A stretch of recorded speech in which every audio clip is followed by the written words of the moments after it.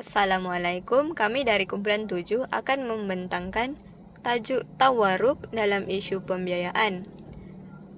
Kumpulan kami terdiri daripada 5 orang, yaitu Hakimuddin bin Halim, Hazrul bin Habseng, Izzat Emir bin Pida, Raihanah, Nur Ain Syafira binti Hamdani.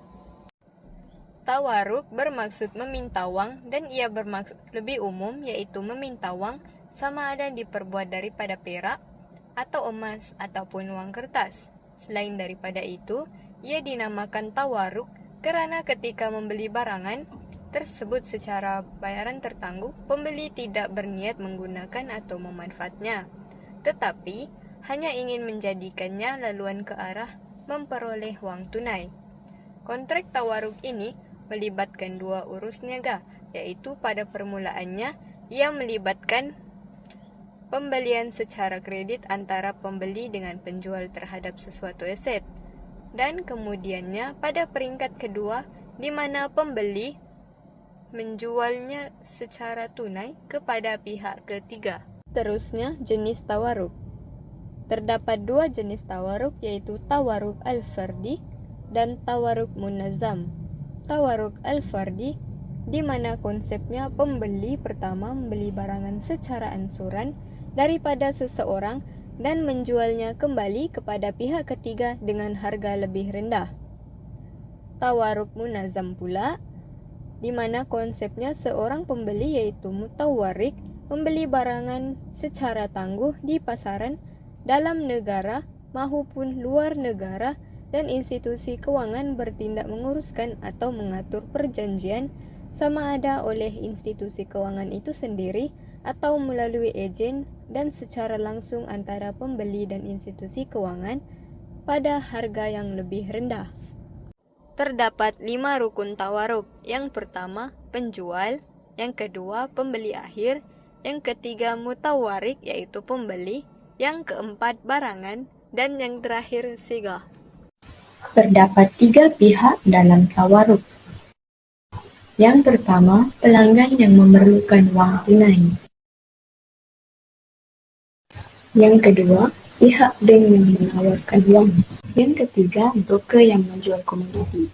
Komoditi boleh terdiri daripada bahan mentah, logam, dan lain-lain. Sebagai contoh ialah pelanggan membuat permohonan pembiayaan daripada bank sebanyak 10,000. Seterusnya, bank membeli komoditi daripada broker satu secara tunai dengan harga RM10,000. Selepas bank membeli komoditi daripada broker satu tersebut, bank menjual pula komoditi tersebut kepada pelanggan dengan harga RM12,000 secara bertangguh. Setelah itu, pelanggan akan mewakilkan bank untuk menjual komoditi kepada broker yang kedua dengan harga RM10,000 tunai.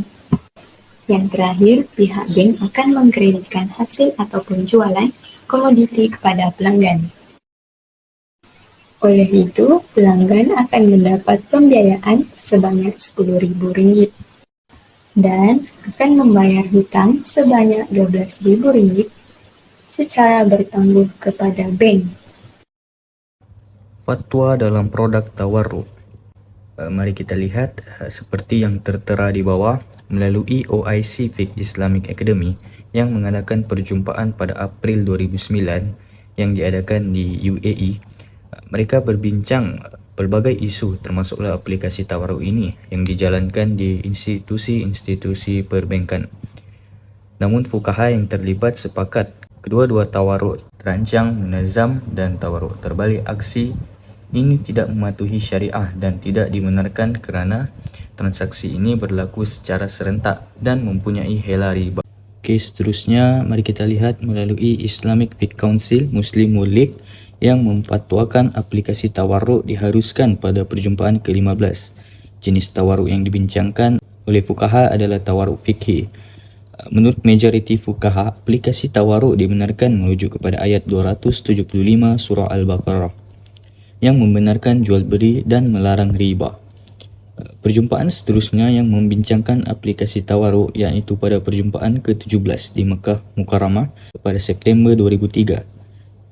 Selepas meneliti aplikasi tawaruk dalam institusi perbankan iaitu tawaruk munazam, bahawa ahli majlis memfatwakan ianya tidak dibenarkan. Kita lihat yang ketiga pula, melalui Accounting and Auditing Organisation of Islamic Financial Institution, ahli majlis membenarkan aplikasi tawaruk munazam dengan syarat kawalan yang ketat. Dan pada Jun 2006, ahli majlis ini mengeluarkan resolusi berkenaan garis panduan yang perlu dipatuhi dalam pelaksanaan tawaruk di institusi perbankan.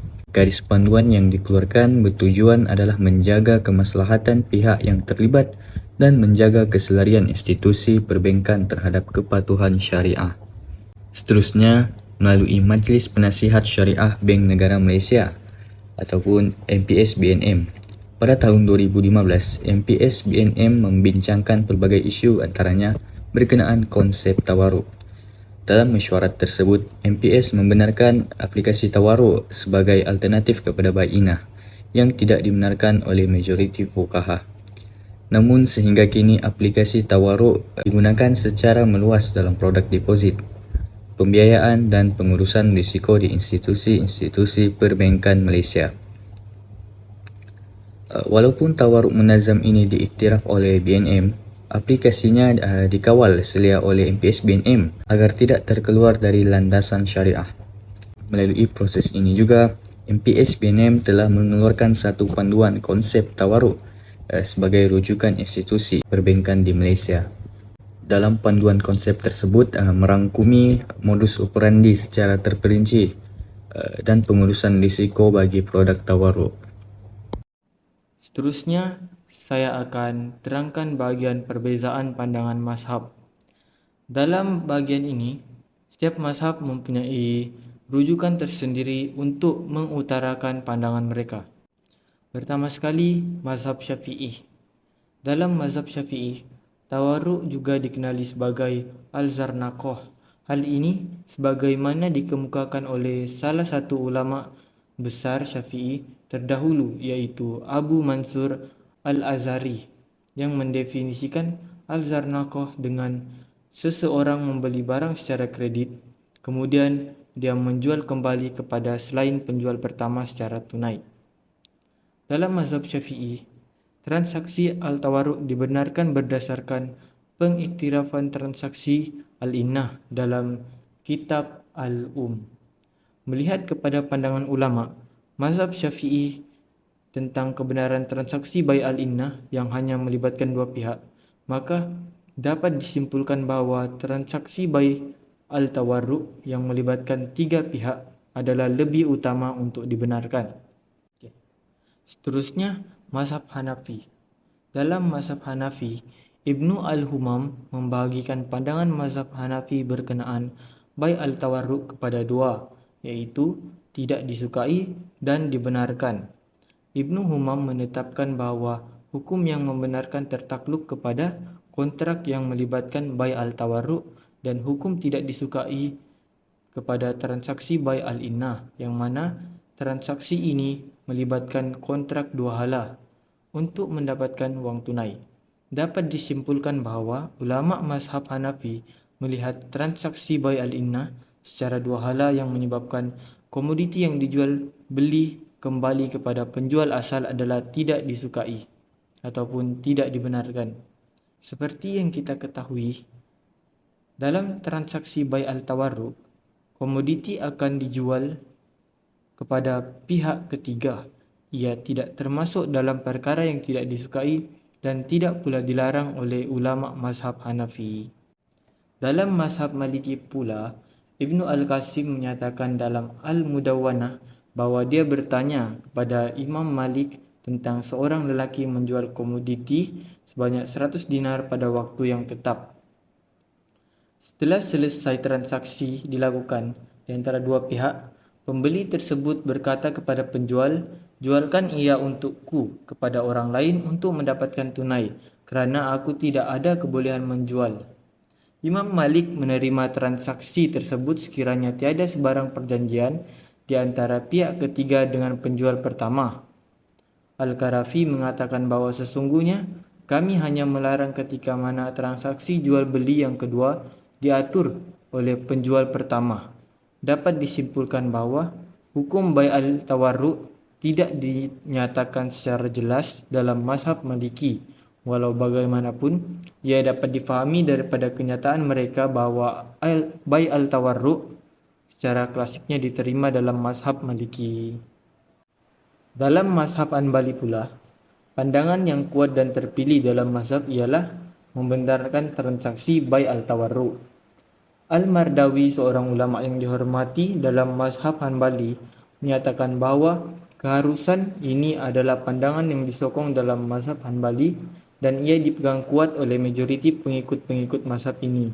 Dapat disimpulkan bahawa majoriti ulama mazhab Hanbali mengharuskan transaksi bai' al-tawarru' walaupun terdapat ulama mazhab Hanbali yang terkemudian tidak membenarkan transaksi bai' al-tawarru'. Seterusnya kita akan pergi kepada isu yang pertama, iaitu kewujudan gharar dalam pelaksanaan pembiayaan peribadi tawarruk. Di dalam isu ini terdapat dua jenis gharar yang terlibat, iaitu gharar fahish, iaitu gharar yang banyak, dan gharar yasir, iaitu gharar yang sedikit. Gharar fahish merujuk kepada unsur kesamaran yang wujud secara dominan pada akad sehingga akad tersebut disifatkan kepadanya. Gharar jenis ini mampu mencetuskan pertelingkahan dan mengakibatkan sesuatu akad menjadi fasid.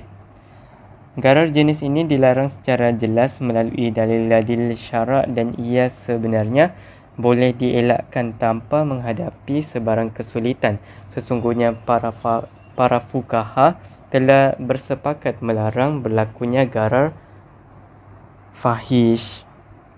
Gharar yasir pula merujuk kepada unsur kesamaran yang tidak mampu dielakkan dalam akad jual beli. Walau bagaimanapun, gharar jenis ini tidak mendatangkan pertelingkahan antara pihak berakad. Gharar jenis ini juga dimaafkan kerana keperluan maslahat manusia dan pada adat kebiasaan, iaitu uruf. Manusia mampu bertolak ansur dengan kewujudannya. Dalam Islam, apabila wujudnya unsur kesamaran dan ambiguiti dalam sesuatu transaksi jual beli, maka salah satu pihak berkontrak akan berdepan dengan penindasan serta risiko yang seterusnya ia mampu mencetuskan implikasi utama gharar, iaitu pertelingkahan. Isu kewujudan gharar dalam pembiayaan tawarruk ini berlaku semasa proses melakukan pembiayaan tawarruk, di mana Bank Islam Malaysia Berhad ingin membeli logam daripada London Metal Exchange, tetapi BIMB tidak mengetahui tentang jenis logam serta kuantitinya yang digunakan sebagai komoditi untuk proses jual beli tawarruk. Ini kerana transaksi jual beli tawarruk antara BIMB dan LME bukan hanya melibatkan satu jenis logam sahaja. Sebaliknya, berpuluh jenis logam diniagakan seperti aluminium, kuprum dan besi. Prinsip muamalat Islam menegaskan bahawa subjek akad atau komoditi mestilah dijelaskan sifat dan kondisinya. Jika ia tidak disifatkan dengan sifatnya yang sebenar kepada pembeli, maka akan terbitlah elemen gharar yang boleh mencacatkan kesahihan akad jual beli. Apakah penyelesaian isu ini? Melalui penelitian yang dibuat, didapati bahawa gharar yang berlaku pada jenis komoditi yang diurus niagakan dalam perlaksanaan akad pembiayaan peribadi tawarruk adalah gharar yasir atas faktor-faktor berikut. Faktor yang pertama, bank pada asasnya telah memberikan maklumat umum bahawa komoditi terdiri dari logam dan ia sudah memadai untuk menghindari implikasi gharar, iaitu pertelingkahan. Yang kedua, tumpuan urus niaga pembiayaan peribadi tawarruk adalah harga jualan komoditi bukan komoditi. Ia berlainan dengan pandangan kebanyakan fuqaha ketika mengharamkan gharar pada komoditi kerana ia dijelaskan ketika komoditi tersebut yang menjadi tumpuan akad. Faktor yang ketiga adalah tempoh antara pembelian komoditi oleh bank dan penjualannya kepada pelanggan hanyalah 2 jam. Dalam masa yang sama, transaksi ini melibatkan permohonan dari 130 cawangan Bank Islam Malaysia Berhad termasuk semua produk pembiayaan berasaskan tawarruk. Justeru, amat sukar bagi bank untuk memaklumkan kepada pelanggan mengenai jenis dan kuantiti logam kepada setiap pelanggan ketika penjualan kepadanya dilakukan di samping ia melibatkan kos yang tinggi. Dalam pada itu, para sarjana juga mengakui bahawa garar fahish yang berlaku pada komoditi adalah tidak harus, sementara garar yasir pula diharuskan. Oleh itu, hukum bagi isu ini adalah harus. Seterusnya, saya akan membentangkan mengenai isu syariah berkaitan amalan wakalah dan dual agensi dalam tawarruk. Meskipun kontrak tawarruk diterima baik dalam perbankan Islam pada masa kini, namun kontrak ini tidak terpisah daripada isu dan kritikan. Antara isu berkaitan ialah amalan wakalah. Amalan wakalah yang diamalkan di dalam kontrak tawarruk dianggap sebagai satu bentuk aturan yang mempunyai elemen hila, iaitu penggunaan jalan yang luar dari kebiasaan bagi mencapai matlamat keuntungan dalam kontrak tawarruk yang dilaksanakan. Tomahan ini merupakan salah satu punca kepada sebahagian cendekiawan syariah tidak membenarkan kontrak tawarruk ditawarkan di perbankan Islam. Namun begitu, meneliti kepada keperluan amalan wakalah dilaksanakan secara teratur pada era yang lebih mencabar ini, maka ia dibenarkan diamalkan oleh majoriti cendekiawan syariah yang terlibat dengan kewangan Islam bagi melindungi maslahat institusi perbankan Islam dan pelanggannya. Seterusnya berkaitan pelaksanaan dual wakalah atau dual agensi. Dual agensi adalah di mana pihak bank menjadi wakil kepada pelanggan dalam urusan transaksi, pembelian dan jualan semula komoditi. Semasa transaksi jualan semula komoditi tersebut, pihak bank yang mewakili pelanggan menjualnya kepada pihak bank sendiri. Dalam perbahasan fiqh, amalan dual agensi merujuk kepada bai' al-wakil li nafsihi, iaitu pewakil menjual sesuatu aset kepada dirinya sendiri. Majoriti fuqaha tidak membenarkan amalan ini dilaksanakan. Ibnu Qudamah 1968 menyatakan, dan pembelian seseorang ejen dari dirinya sendiri tidak dibenarkan. Begitu juga al-wasi, iaitu pemegang amanah. Peraturan yang sama berlaku kepada ejen dalam menjual sesuatu di mana dia tidak dibenarkan membelinya daripada dirinya sendiri. Punca fuqaha tidak membenarkan amalan ini dilaksanakan adalah kerana ia mengandungi tomahan berkaitan isu konflik kepentingan, conflict of interest. Secara asasnya, sekiranya seseorang ditugaskan menjadi wakil bagi pihak penjual untuk menjual sesuatu aset miliknya, kemudian pewakil tersebut menjual kepada dirinya sendiri, maka terdapat potensi untuk pewakil memanipulasikan harga aset tersebut kerana pihak yang melakukan transaksi adalah pihak yang sama. Akhir sekali adalah penyelesaian bagi isu ini. Sebilangan fuqaha mengecualikan larangan terhadap amalan dual agensi. Pihak yang terlibat perlulah memenuhi beberapa syarat, iaitu segala transaksi dan urus niaga adalah atas persetujuan pelanggan. Yang kedua, pelanggan mengetahui berkenaan semua transaksi yang berlaku dalam jual beli komoditi dan pelanggan maklum mengenai harga dan jenis komoditi yang diperdagangkan. Sebilangan fuqaha Hanbali menyatakan amalan ini dibenarkan apabila ilah kepada larangan bai' al-wakil li nafsihi, iaitu tuduhan ke atas tindakan telah hilang. Bermaksud, kebenaran dan persetujuan daripada pihak yang terlibat menjadikan proses tawarruk ini dapat mengelak daripada isu riba ataupun gharar. Kesimpulannya, jual beli al-tawarruk adalah salah satu alternatif kepada mereka yang mahu mendapatkan tunai tanpa melalui bai' al-inah.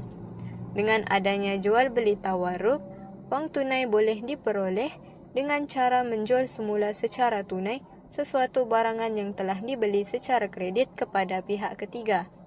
Itu sahaja daripada kumpulan kami. Sekian, terima kasih.